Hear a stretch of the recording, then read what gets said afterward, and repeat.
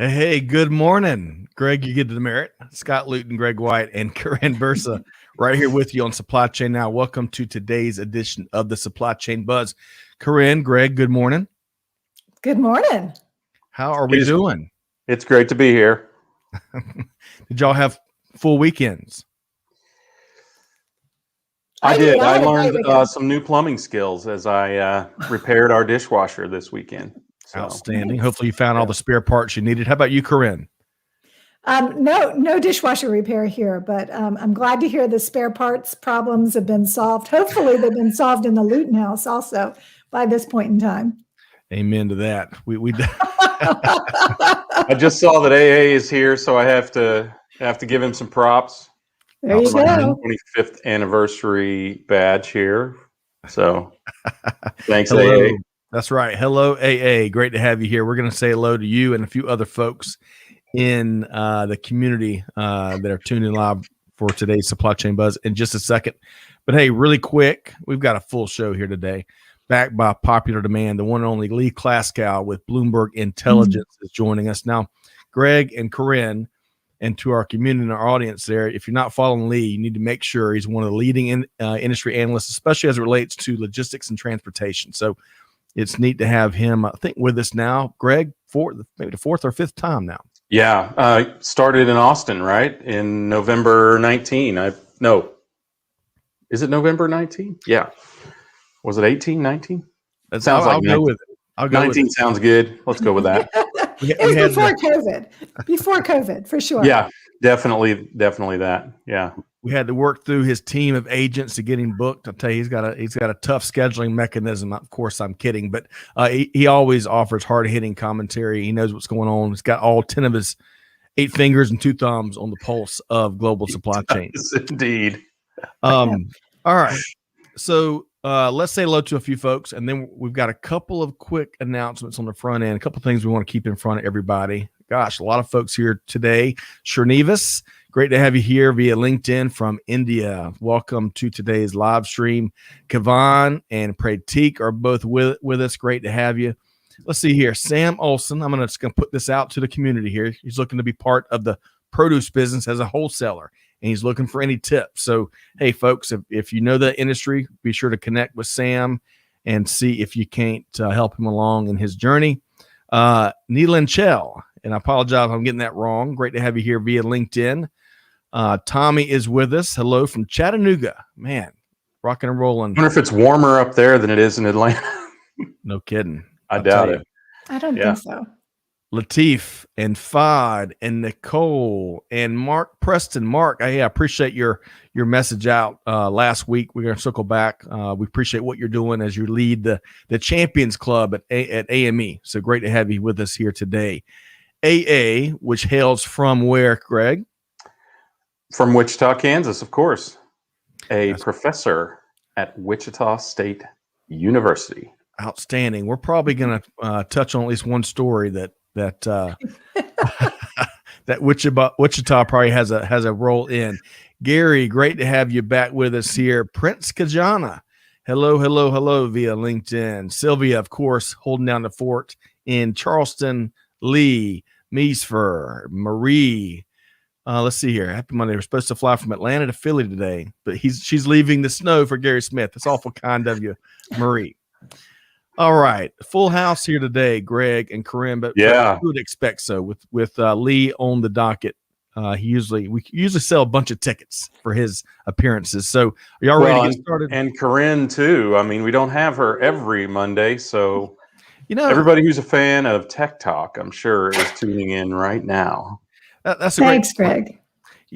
Since we rub elbows with Karin all the time, I took that for granted, and I shouldn't, because this is a special feature for today's Supply Chain Buzz. So, Karin, great to have you here once again. See, it's like you're a friend and neighbor now, and part of the family. So, great to have you. She always gets the best dressed award. Right? Excellent. Much more creative than we are, Scott. That is right, as always. Well, let's do this. I want to we're going to start off on kind of more of a somber note. February 2021, of course, is Black History Month, recognizing and honoring and celebrating all the countless contributions to really our global journey, our global community African Americans have made, and of course we're also recognizing just how much more change still has to be made. So we're going to be celebrating this throughout the month, and really hopefully throughout the year. It's a very special year, especially seeing a lot of the movements and conversations and discussions we've had in the last 14 months or so here in the States. So definitely want to recognize this. And Greg and Karin, if y'all want to share anything on Black History Month this morning, please feel free. I love looking back on some of the really impactful historical figures, Frederick Douglass, Harriet Tubman, and Dr. Martin Luther King, of course. And it's great. Frankly, it's great to be in Atlanta this time of year because this was the core of so much that was going on during the civil rights movement, but not just then. There's just so much history as when you live in one of the original 13 colonies that is really uplifting. So, I mean, that's, I just love studying the history of it and the impact that Black people have had on America, on the world, frankly.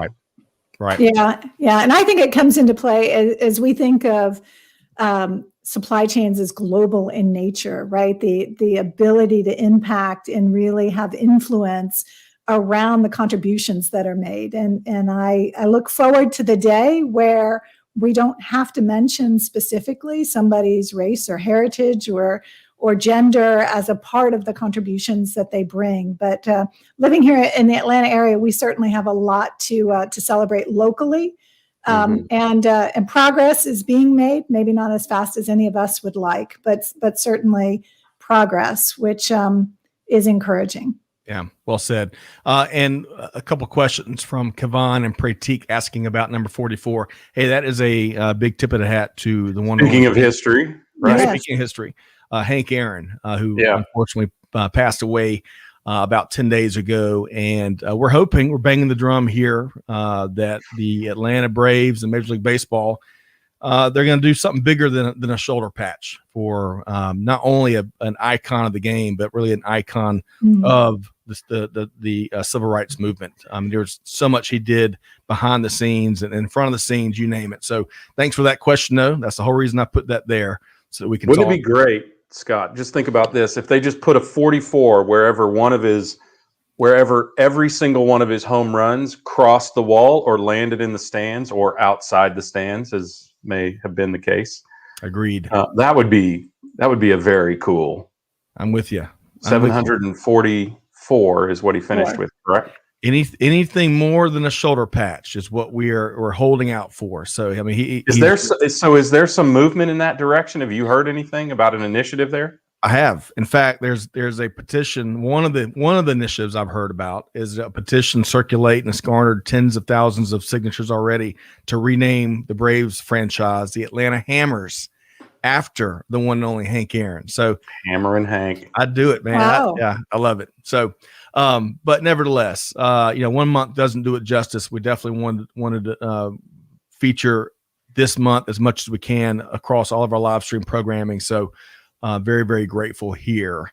All right. So let's talk about moving to a much, much lighter note. Last week, we had Frank Hurst with Roadrunner and our friend Bobby Holland from U.S. Bank, Greg, as we tackled the Q4 Freight Payment Index. And holy cow, an hour did not do that conversation justice. However, we've got a ton of highlights that both nationally and regionally about the freight markets. And the greatest thing, Greg, is you can sign up for their analysis at no charge at freight.usbank.com. And you can also find, Greg, where do you think folks can find that live stream and kind of hear the key takeaways that Frank and Bobby shared?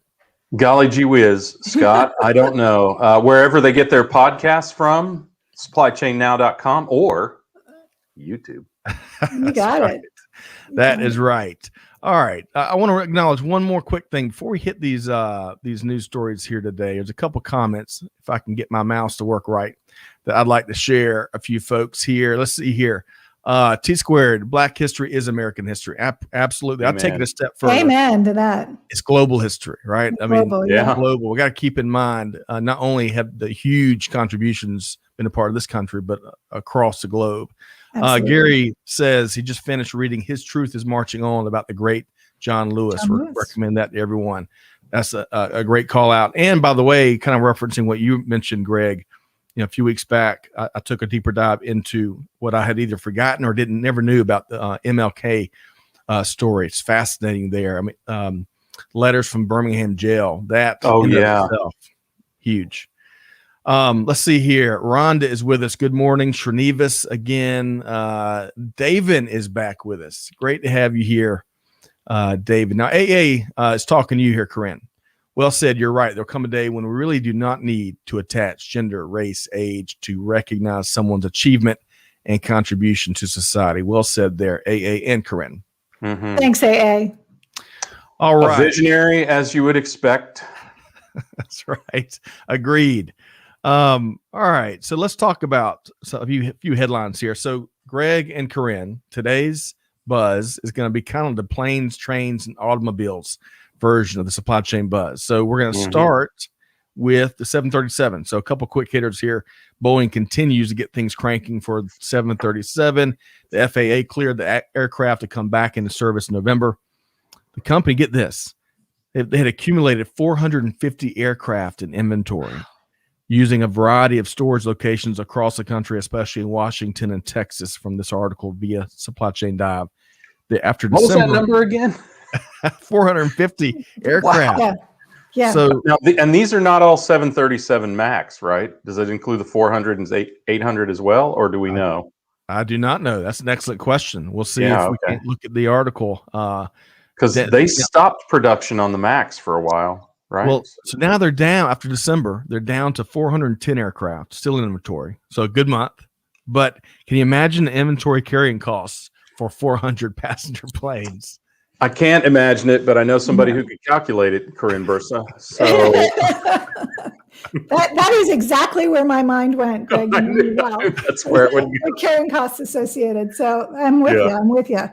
But it's really neat to see this program get back. This is such a not only for the states, but also the globe, huge economic boost. We get this line going again. So hopefully they can work through their inventory backlog and be confident in whatever fixes they made to the aircraft. So let's keep driving. They will probably be the safest planes out there. They've been through so much testing and validation now that hopefully consumers will feel very comfortable being on board those flights.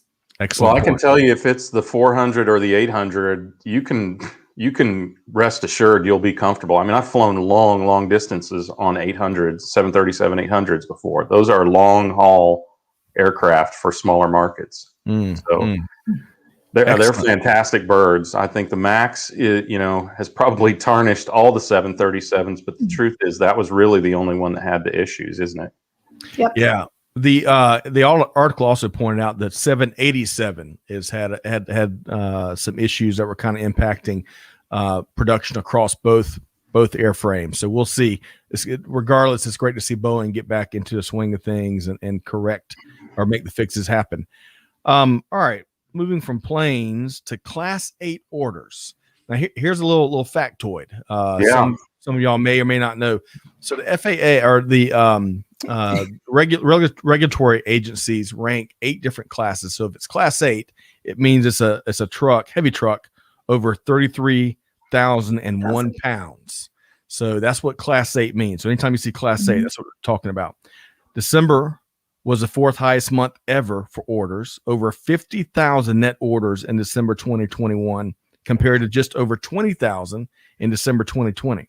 The pandemic's impact on goods-related freight demand is a major factor, pointed out via the story here, via Transport Topics. And ACT Research Vice President Steve Tam told Transport Topics, quote, "Fleets are looking at the freight environment in the coming year and are clearly willing to order more trucks," end quote. So that's a great sign, isn't it, Greg? Yeah. I mean, freight move, that's really interesting that it's still moving in December because, as most of us who've been in the industry where you deal with manufacturing and retail, a lot of movement ceases or really declines in December because people are focused on selling, not moving goods. And as we saw with the freight payment index last week, there were some areas where freight was down substantially, and you would think it would be in this Class 8 category, things like energy, and agriculture. So yeah, that's a really interesting number there. Yeah, excellent point, Greg. Karin, any quick comment there?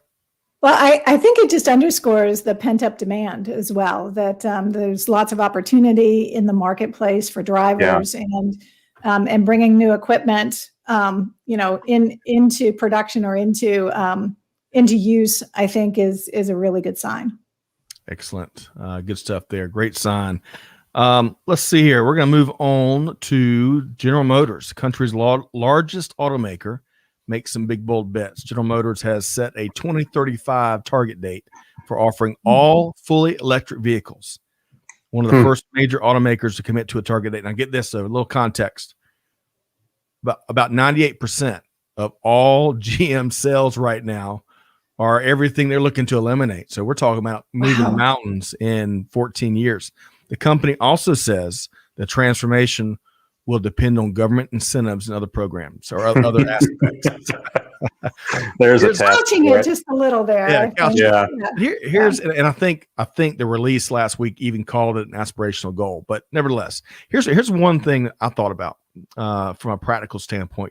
If you look at a variety of organizations and just for that matter reports that weigh in on infrastructure across the states, think about. Let's say they hit the goal and consumers make the big shift, which is a big, huge, massive if. Imagine the demand on the power grid if everyone that drives goes home and plugs in their vehicle overnight so they can head back out to work the next day. I don't, beyond all the other bridges and water infrastructure and all the other and highways and byways, all the things that we need from an infrastructure standpoint, I'm not sure if the power grid could handle maybe even a quarter of this shift right now. I don't know. I'll defer to the electrical engineers in our community, maybe Greg. Yeah. Well, and look, let's face it, some enormous percentage, which I won't quote because I don't know, of all electricity produced is produced by coal. So what is really the net impact? And I mean, and we've seen there's a lot of work to do in order to make an electric vehicle less unsustainable than even a fossil fuel vehicle in its production, because the production of electric vehicles is completely unsustainable if you've ever watched it. And then the issues around providing enough electricity, which is still predominantly coal-fired. It's a heavy lift. It's a very complex environment. There was a segment of that statement where it looks like kind of a cash grab by the industry, which we can't put industry past anymore because we know they do it, to challenge the new administration to provide funds for these big automakers for the goals that the new administration has put forth. Right? They're basically saying, if you want it, you're going to have to pay for it. So, Karin, I'd love for you to get your way in. I want to call this out really quick. In the picture, this is a 2022 Hummer. Promises 1,000 horsepower via 3 electric motors. Holy cow. Yeah. Karin, your take. So I think this is exciting. I think, for a big company like General Motors to put a stake in the ground is very positive, even with all of the, the couching that we're talking about here. But no doubt. What I think is really exciting is this is going to push the battery manufacturers, right? It's going to continue that innovation in that area so that the use and storage and use of electricity to power these heavier vehicles is going to evolve that much faster. So I think that's really exciting. Yeah. Agreed. Yeah. I mean, there are already half a dozen new battery technologies that are less environmentally impactful and store for longer. Zinc air, solid state, sodium. There are a number, and they're more reusable, I guess is the term. Right. Rechargeable. Sustainable, reusable Yeah. themselves. Yeah, absolutely. Love it. All right. So let's keep driving. We got 2 more articles we want to knock out really quick before we welcome on Lee Klaskow. So if you joined us late, we've got Lee Klaskow teed up to join us here in about 5 or 10 minutes. So y'all sit tight. Yeah. And Tom, great. Good morning. And the statement by Jim. Yeah. Aspirational, I believe. So we'll see how much progress is made. Okay. So Greg, on the heels of a lively live stream last week with RLA, all about returns and reverse logistics, let's talk apparel sizing. How can we give us more? Well, so last week we talked on Friday about returns and the challenges around returns. And one of the areas of biggest challenge is in apparel. Actually, it is the luxury and apparel goods are the biggest challenge in terms of, and we talked about the numbers on Friday, huge percentages, upwards of 90% of that goes straight into the garbage, especially for luxury goods. So I think I have a new favorite writer at the Dive publications, Karin Bursa. So listen to this. I have to read this because this is in the pretext of the study. Okay, so it's called Skewed. I think her editor probably wouldn't let her use the word that rhymes very closely with that. But think about this. She says clothing retail needs to do the boring work of helping customers understand what they are purchasing online. And can I get an amen there? Right? Yes, you can. You can for me. I'll give you an amen on that one. Yeah, Karin is Karin is probably obsessed as well with apparel and luxury markets. She also has a sassy mouth, self-described sassy mouth. So she got a column to spout off from her editor. Check this out. She reports that peak retail sales were, well, let's just say okay. Sales were up 10% year over year in November, 6.7% in December. And I don't know if anyone recalls the National Retail Federation forecasting sales up 14% for peak. So we didn't come anywhere near getting there. And then she goes on to note that this was a staggering number. Okay, it's $428 billion of returns occurred. So and then she puts it in the context of that's approaching $500 billion in returns. When you think of it in terms of trillions, it really kind of hits home, right? So 10% of total retail, 10.6% of total retail sales, right? And of course, we all know that online means more returns, but what's great about this writing of hers, which is it's spirited. It's a spirited style of writing. I think you'll enjoy reading this article. But she's not really satisfied just to report in her pre-described sassy style. She talks about the woeful state of apparel fitting when you're online shopping. Things like, sizes are different brand to brand. They can be different store to store, even season to season. And as someone who has a particular brand of jeans that I like to wear, I found they're good quality and a great fit. Usually, they're a couple of grades above, probably $100 a pair more than your usual Levi's. So you'd expect really good and consistent quality. I've even experienced color to color size differences, which tells me that they were likely, or my suspicion is they were likely produced in different factories. And I have kind of fat thighs, and one pair fits perfectly, and the others I just can't get my legs into. So, and they're exactly the same model now, and so these become issues, right? We talked about this last week on Tequila Sunrise with Paul Noble from Verison about how factories are often left to their own devices for doing all of their operations. That could mean setting machines or having policies around setting tolerances on machines and things like that. So, that causes inconsistency in data, as we talked about, performance, quality, and yes, of course, fit. So Karin, I'm sorry, but geez, what we needed is one more person with a variation, right?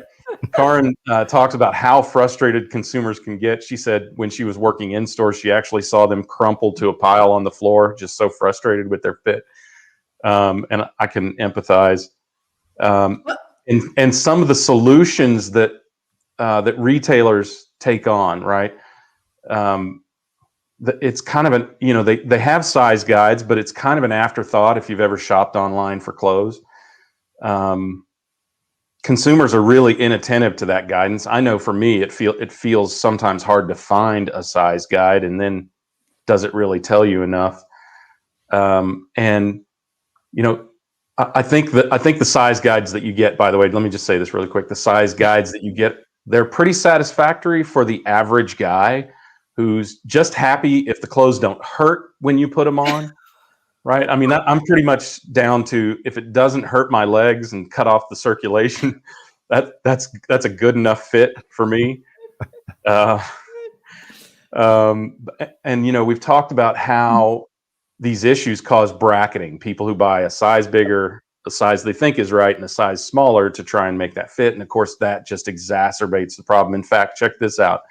Karin says that 62% of consumers did bracketing in 2020. I still have not done it, but I acknowledge the brilliance of the methodology for you industrious consumers out there. It's a smart strategy absent any other solution, but that's really what she goes into next. Is she would be really popular with our buddy Tony Sciarrotta from the Reverse Logistics Association, because she challenges retailers to figure out a way to prevent returns rather than to gird up to accept and process returns. So, some have videos, some even have really, really creepy technology. And I bet you can guess which river in South America company that would reflect, as if Amazon doesn't already know what your size is and what your body type is.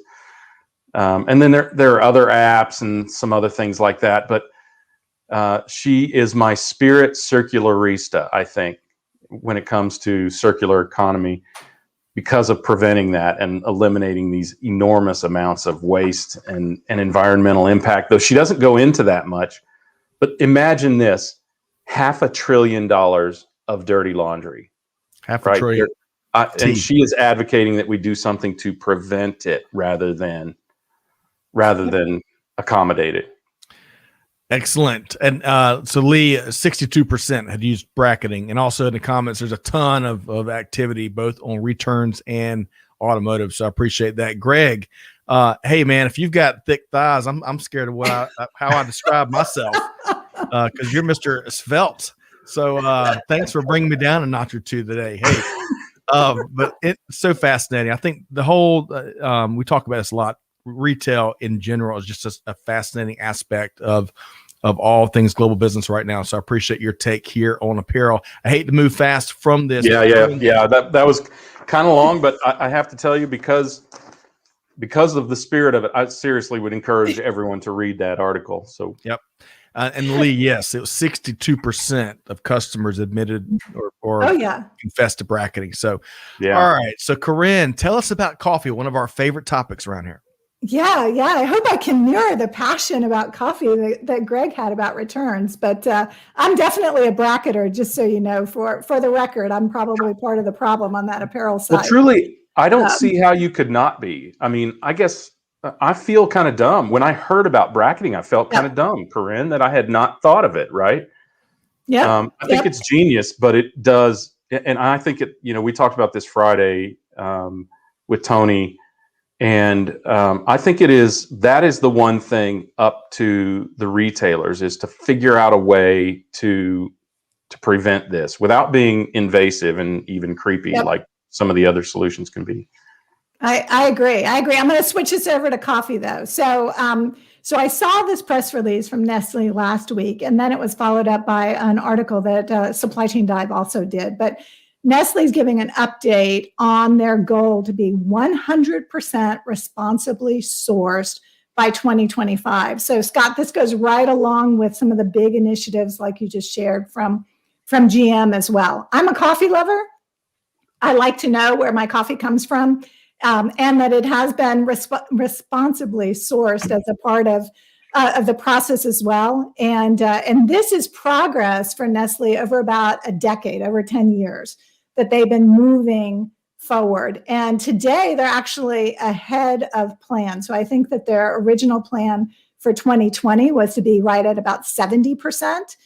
The article in Supply Chain Dive says they're at 75% against their plan. Wow. So good 5% above. And certainly there are a lot of other elements that come into play in the Nestle plan to look at packaging reductions and carbon emissions. I think their carbon emissions, just to dovetail back to the GM story, their goals around carbon emissions or net zero around 2050. So 2050, so well after what we're seeing from the GM team. But it's good for them to have those goals, and hopefully they'll continue to meet or exceed those. But guys, I think this is important, both of these stories, because it really indicates that consumer preferences are starting to shift what companies are talking about and bringing to the marketplace. And these industry leaders are really taking some very bold actions, or putting that stake in the ground and trying to build their corporate culture, or maybe pivot their corporate culture around purpose and value. And I think there are really two elements here. The first is the customer and serving the customer and being in tune with what the customer wants. But I think the second one is attracting talent and retaining talent and making sure that they can participate and help drive future innovation as well, because we all know that culture is becoming the secret sauce, and that younger generations are very, very interested in understanding this circular economy and the impact, and really looking at taking care of the world as we know it. Yeah, I read, just glanced past something about the coffee industry in particular. 25 million people employed in the coffee industry. Think about that. That is huge.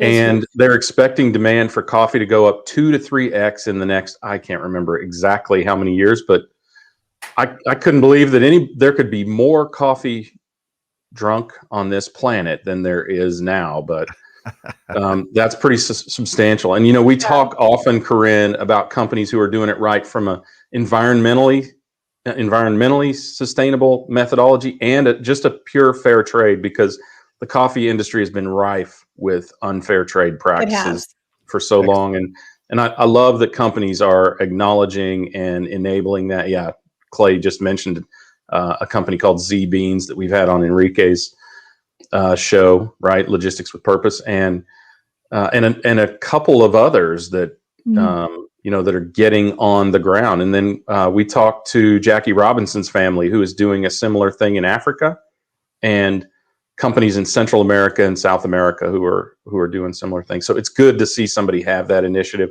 on a grand scale. You'd be hard pressed to be more impactful on the coffee industry than Nestle. Agreed. Yeah.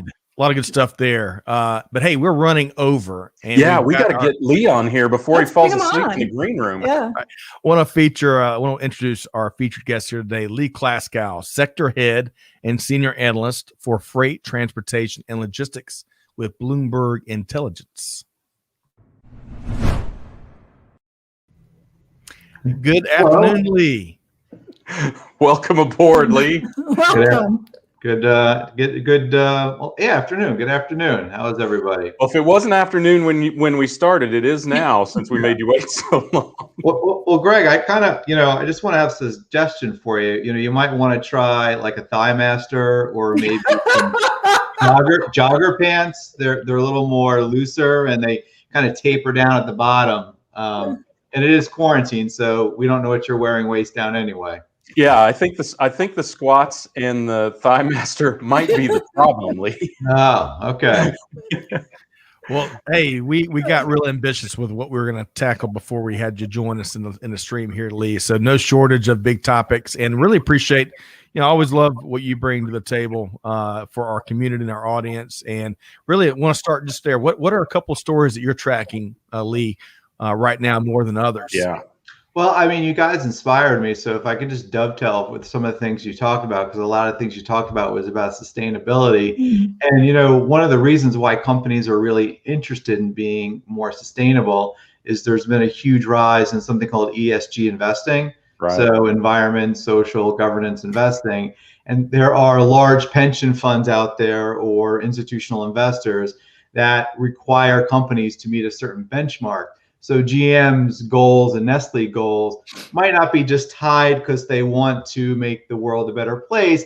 It might be tied because they want to have access to capital and maximize their share prices. So I mean that's something to think about. But outside of that, what we've been thinking about most recently is, the rails just finished up their earnings season last quarter for the fourth quarter. They gave us some insights in terms of what they're expecting for this year. What's really been impressive with the rails is they've been able to get an operating margin below 60%. And for those that don't know, an operating margin is just your cost over your revenue. So it's an inverse of your profit margin or your EBIT margin. And the lower the number, the better. So, they're generating an operating margin, in the mid to high 50s. That's kind of their goal. And they're able to even do that when volumes are coming down and revenues are coming down. Next year, expectations are for rail volumes to probably increase mid to high single digits. A lot of that's going to be driven by intermodal.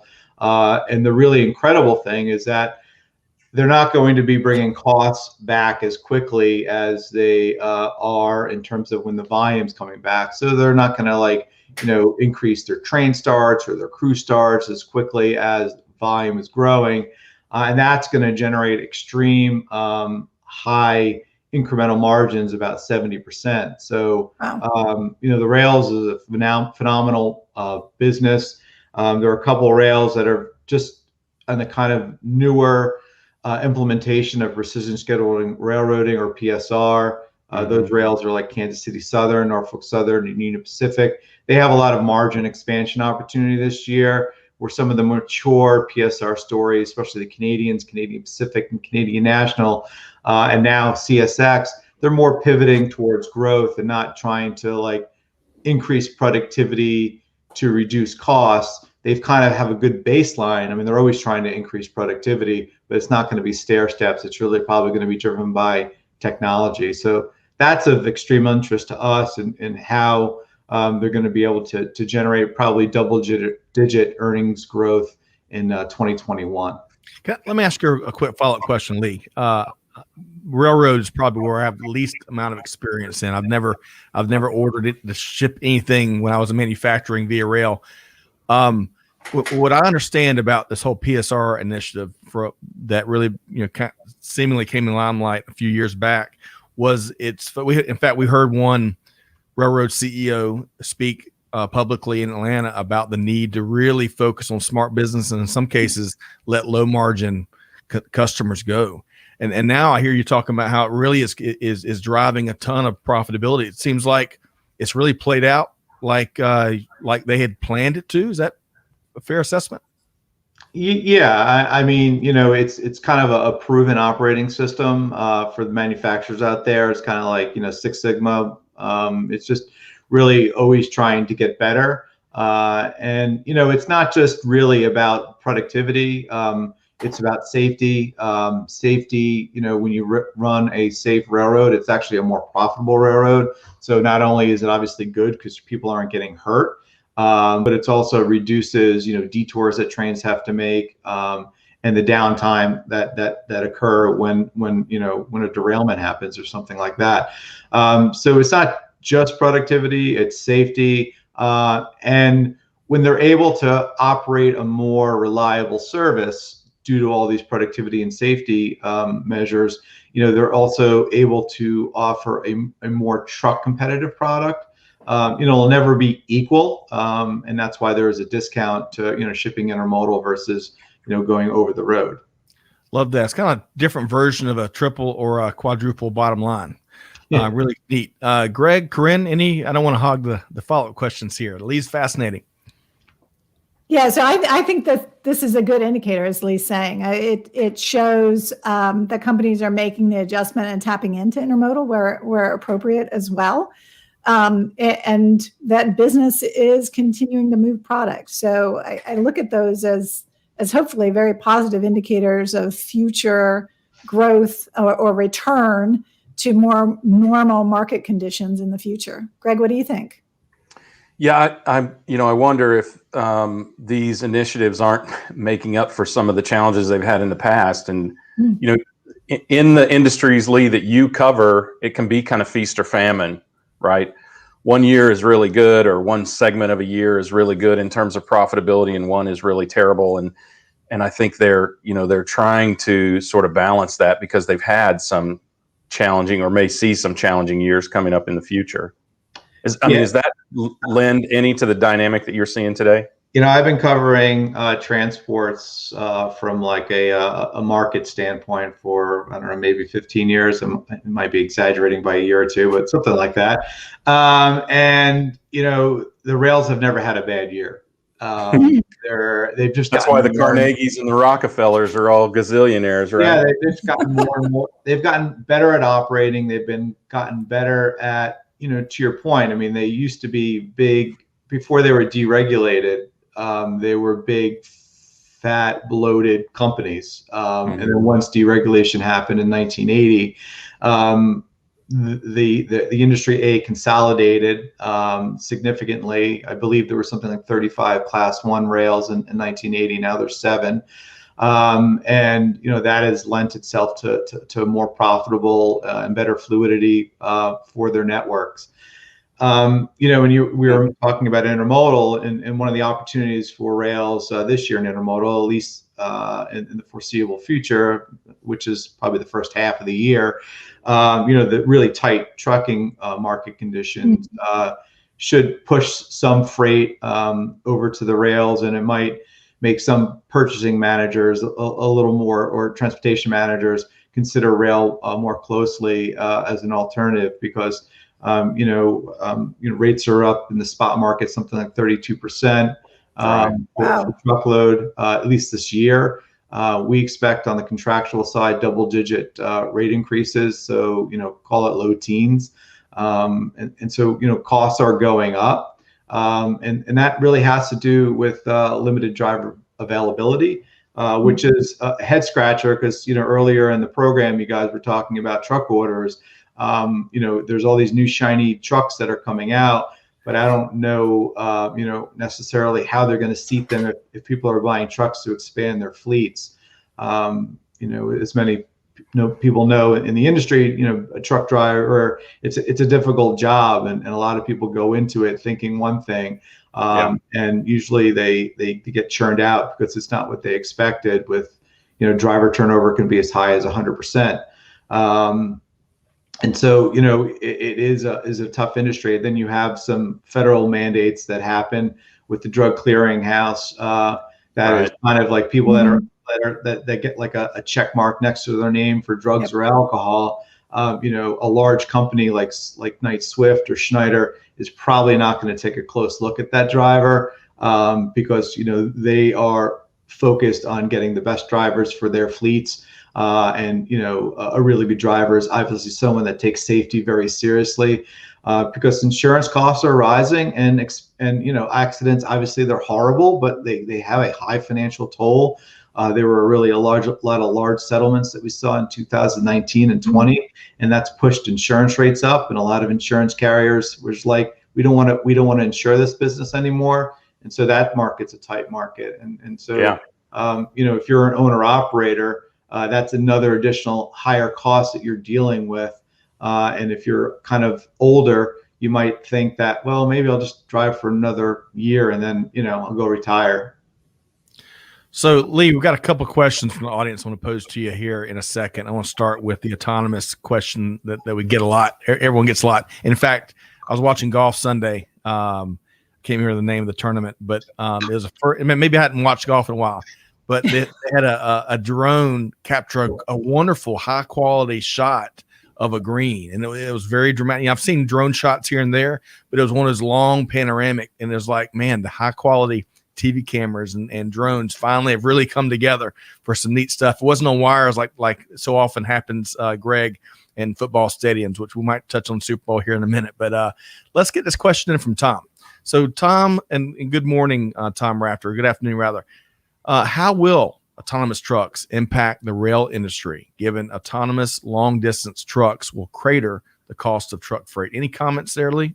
Sure. I'm not a futurist, but I think the key is it's in the future. Autonomous trucks. I used to joke that I don't think it's going to be in my lifetime. Now that I'm over 50, I don't like to say that anymore because it might be sooner than later. But I think that there is a place for autonomous trucks in the next 10 years, but I don't think that place is widespread adoption on our highways. I think they make sense for maybe some line haul. They make sense for inside yards. But I think there's a lot of regulatory hurdles that the industry has to get over to make them adopted. I mean, they are the future. Was Schneider and U.S. Express and someone else just made a big investment in True something. There's dozens of them, Lee. Yeah, it's hardly worth trying to point one out. But there are a lot of test routes being run right now. Yeah, right? They're running test routes between Texas and New Mexico. Right. And the traditional industry is investing in it because it is the future.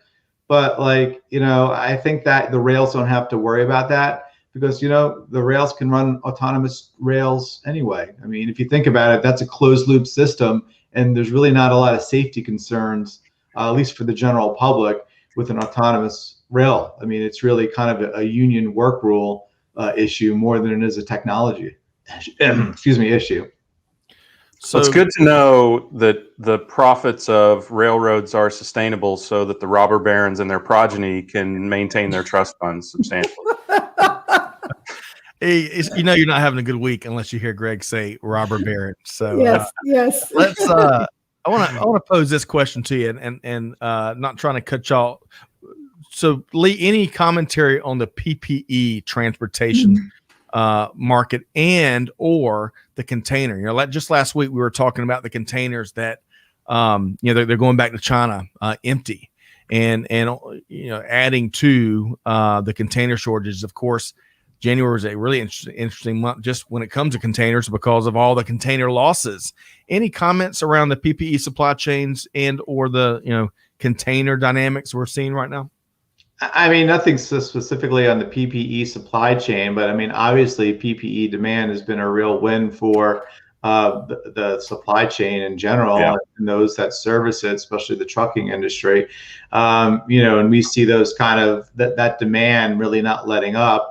As well as restocking activity. Inventories are really kind of low across the country. And that coupled with, the hiccups that you're talking about, the supply chains at the ports, should drive pretty robust freight demand, at least through the first half of the year. All right. So much to tackle, so little time. Karin, as you hear some of these different dynamics when it comes to transportation, any additional questions or comments on your end while we still have some of Lee Klaskow's precious time?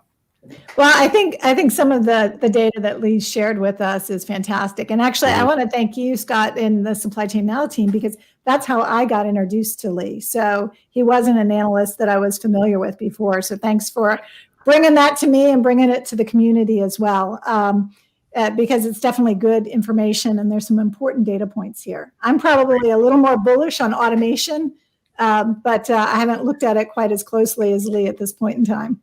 Excellent point. And I think Too Simple was the Chinese firm you were referring to earlier, Lee. Greg, what about, your take here on some of the stuff we're hearing from Lee and any other questions you might have? Well, I love when Lee can bring us information on transportation, particularly railroad, because I don't know much more than what I've said, right? Rockefellers, Carnegies. You got to buy them in Monopoly. They're like, that's the foundation. Right. That's about it, man. That's about all I know.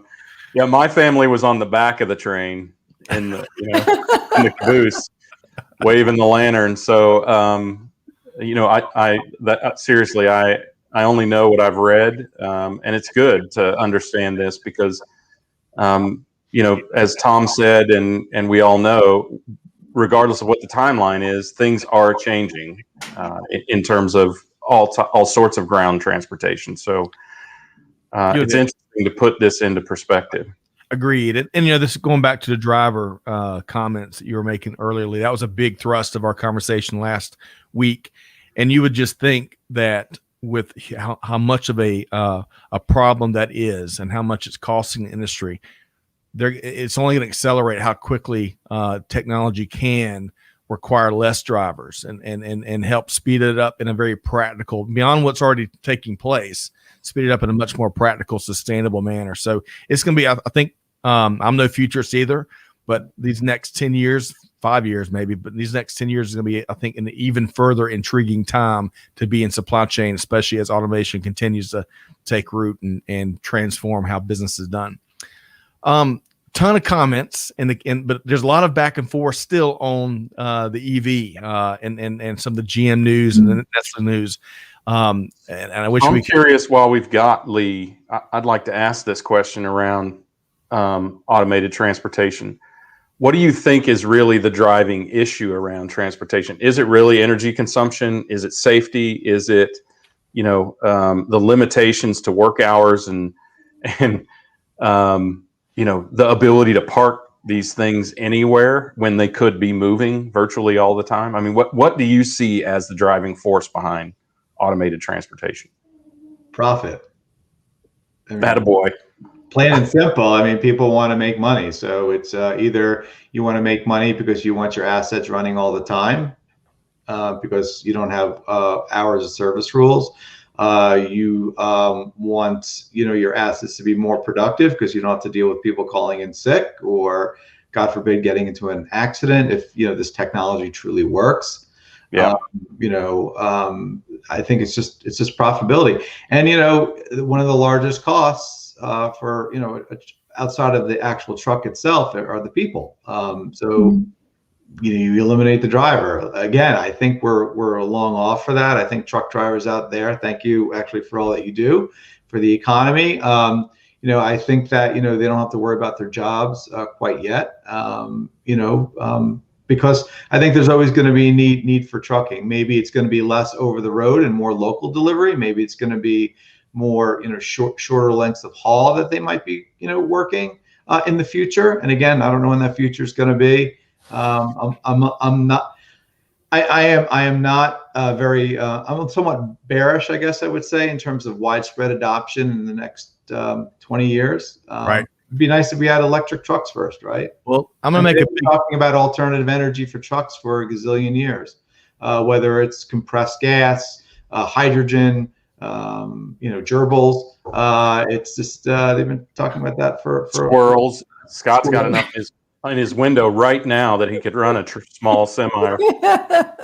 Hey, I'm gonna make a big bold bet. I'm gonna predict that the future is in the future, and hey, y'all hold me to that, okay? Y'all hold me to that. Let's make a note of that. Yeah, Lee, Scott Luton, futurist. Future is in the future. Future is in the future. All right, so Lee, there's never enough time. Every time we have you, we hope to be back in person. We've interviewed you here in Atlanta. Get out of the house. Yes, that's right. Come on down, brother. Let's do it.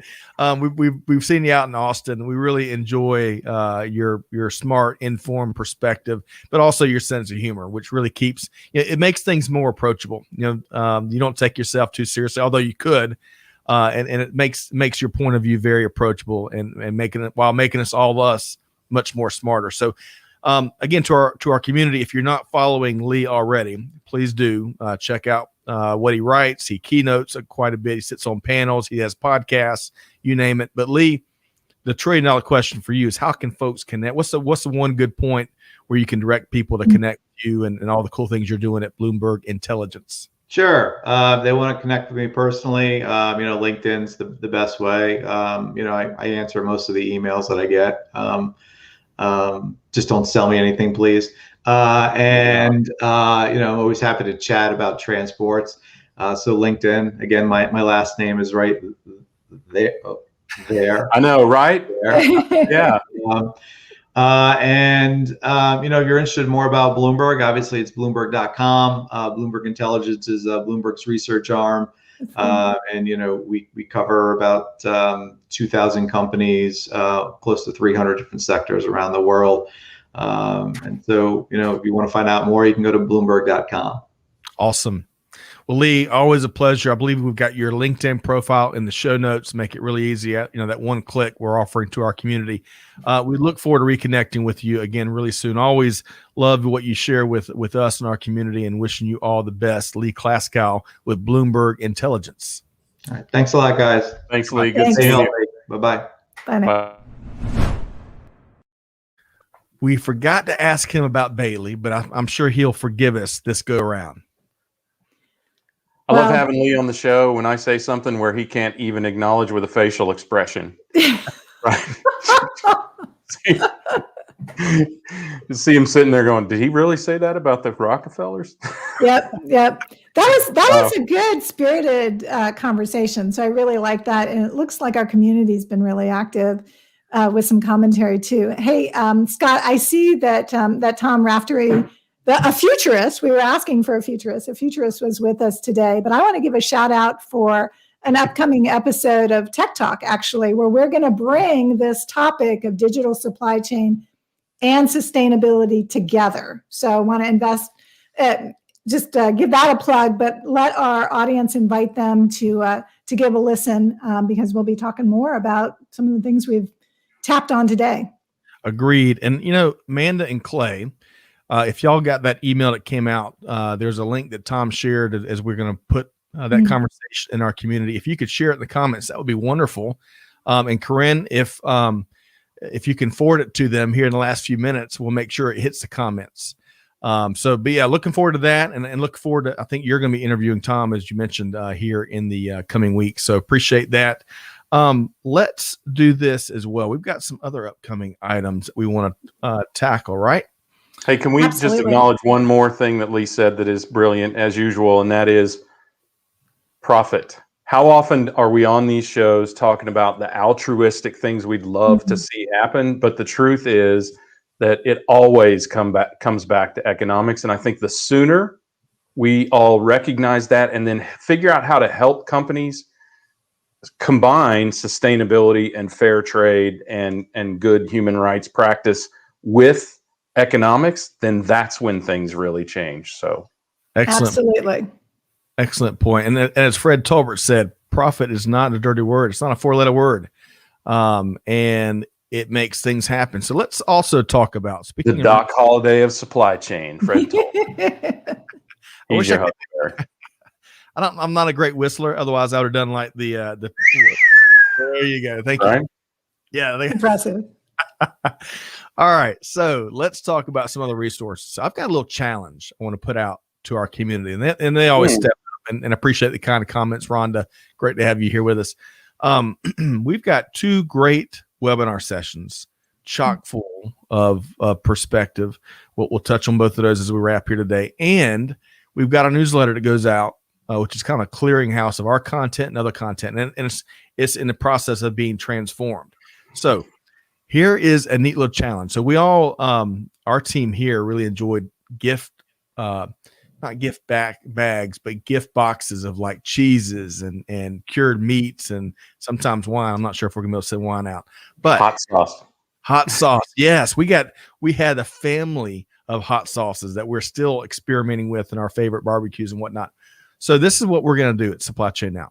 So we love to have our community and their POV represented at all these webinars, especially the Q&A are my favorite parts. So we're going to do a little raffle the month of February. We've got 2 webinars we're going to touch on momentarily. You have to register for both. I believe we've got the registration links in the show notes, and we've got a newsletter subscribe link. So to register for this raffle for what I promise, still to be defined, but I promise it's going to be a nice gift box of cheeses, meats, and some other things, maybe some gift cards and stuff. You can enter as many as 3 times, right? If you register for both webinars and sign up for the newsletter, that's 3 entries in this raffle for the month of February. So let's share the 2 webinars really quick so folks know what that's going to be about. So Greg and Karin, we have rubbed elbows with the Kinaxis team quite a bit in the last few months. Really enjoy what they're doing. Well, Ann Robinson, who's our Chief Strategy Officer, is bringing Will Beery, VP of Digital Technologies at Mars. Now, Mars, what's special about Mars, Greg or Karin? Who What does Mars mean? Everything, every single piece of food that they have ever created. M&Ms, as Karin alluded to earlier. Yep. M&Ms, Snickers, Skittles, Right. Twix. My kids are going to be signed up for these webinars. All kinds of really good stuff, and of course that's just the sweet stuff, right? They make a variety of stuff, but they're going to be talking about supply chain transformation, and yeah, that's gotten a ton of attention. But as always with Kinaxis, it's going to be rooted in been there, done that, and offer some tips, probably stealing some best practices from what Mars is doing to drive meaningful supply chain transformation for good. So y'all check that out on February 17th. And we also have in this panel that continues to be built out a little bit on February 23rd, we're going to be partnering with Omnia Partners, and we've got a panel. We got 4 different sectors represented on this panel. And we're going to be talking about kind of how are supply chains recovering and regrouping in 2021. It's kind of a general theme, especially with a lot of procurement thrown in. Rent-A-Center, Ace Hardware, Parker Hannifin, and SGS North America are all going to be represented, sharing some of their best practices and observations on the market. So, Greg, we just about had to send a flatbed to pick up this massive can and get it. I'm going to throw a supply chain stunner out there, and that is that Ace Hardware is leading bricks and mortar retail transformation, both digital transformation and getting people actually back into the damn stores. I mean, it is so impressive what they're doing. They're international. They're growing like crazy in the Middle East of all places. And they have long had a substantial, I've worked with Ace Hardware for over 20 years, just over 2 decades, Karin. So that's what I'm supposed to say, isn't it? Nearly 2 decades. So I have watched them be the leader in this. And, they have tens of thousands of dealers, independently owned stores, and somehow they corral those. And, of course, Rent-A-Center, founded in Wichita, Kansas, now in Dallas, somewhere around Dallas, was potentially one of my first jobs out of college. So I'm very familiar with that. My grandmother worked in the rental store trade, and what a challenge it is to rent your products, not sell them. Reverse logistics is a key and core part of your organization. So that'll be a really interesting segment of the discussion as well. Love it. Well, no shortage of outstanding best practices and conversations to be a part of. Of course, you can learn more about it all at supplychainnow.com, the voice of global supply chain. Hey, one other item is the link to sign up for the newsletter. So Amanda or Clay, if y'all could drop that into the comments. That's one thing I did not have my hands on this morning, but we'll make sure we give folks the opportunity there. All right. So Karin, I want to circle back as we wrap up here today. We covered a wide variety of ground. I mean, again, planes, trains, automobiles, Lee Klaskow, we didn't talk about Super Bowl yet, but little dad jokes thrown in there. Karin, what's one really key takeaway that you're going to be departing this session with? So I think it's been a great discussion. I think we were able to bring together several different themes, several different news items that have some similarities through them. And in fact, in the situation with the returns, companies that are creating problems because of measures that they could take in serving the community better, or their customers better.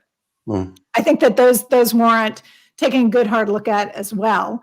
Versus, doing the showrooming or expecting your customer to do a bracket purchase and then, a return as well, because we all know those costs get baked in, right? We're paying for it. And, in many situations, the economy or the world, from a recyclable and reuse perspective is paying for it as well. So, good stuff, but the supply chain is at the middle of it. Right? Agreed. In both directions. So we have a huge opportunity. As Jeff would say, supply chain is the business. Greg, same question to you. Hang on. Let me share old Clay Luton's comment here. No quit. Is there any relation there, Scott? He's a smart one. No coincidence, Greg. Ace Hardware is another company committed to the customer and employee experience. Well stated, Clay. All right. So, Greg, what's I enjoyed. Man, this is my favorite kind of hour, but it's tough to nail it down to one thing. But what's one key takeaway for you? I think this is going to sound odd, but I think the key takeaway is having a third host here and getting somebody's perspective besides just yours and mine. This is really valuable for me. I mean, of course, Lee, we want to have those external viewpoints, but we have so many people who are, we have no talking heads here. Everyone is a supply chain practitioner in this company. So it's great to see these really thoughtful and valuable perspectives from everyone on the team. I hope we keep doing this. I hope we have enough Mondays left to do this, right? We know what you do. It feels like we're adding a host every week, so I don't know if there's enough Mondays.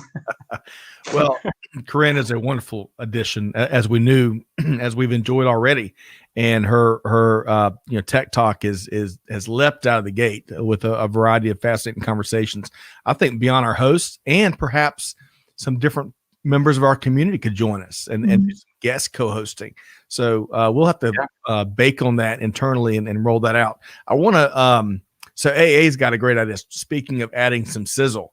We need the shoes back. Here is let's transform supply chain now. He's basically saying, how about some live music or a band to jazz at the show even more? Greg, is that something we can do? It's possible. It's possible, but I will not be playing or oh, come on. Oh man. Amanda, Karin is the supply chain pro to know. Excellent host edition. I agree. Amen. All right. Thank you, Amanda. So we got to wind it down. Really have enjoyed Lee and Karin and Greg and all the comments that we could get to. Some of them we couldn't get to because we got a little bit ambitious. I did maybe with how many stories to feature, but a well-rounded episode with a nice heavy dose of logistics and transportation. Hey, thanks for bringing it every week on the Buzz community. That you're the North Star while we do what we do. Be sure to check out our webinars and our newsletter. And I promise you, the raffle is going to be the to be determined gift boxes. We got to come up with a name, not gift box. What are those things that have the cheeses and the meats and the, what I'm talking about? Karin? Baskets. They're usually called baskets, but it may come in a box. Maybe a basket inside the box. Okay.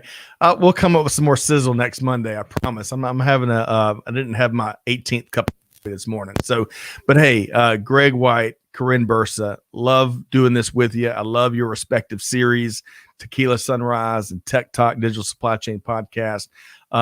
Look forward to a very busy week here. We're going to challenge our audience like we challenge our team every day, right? Do good, give forward, and be the change that's needed. And on that note, we'll see you next time here on Supply Chain Now. Thanks, everybody. Thank you.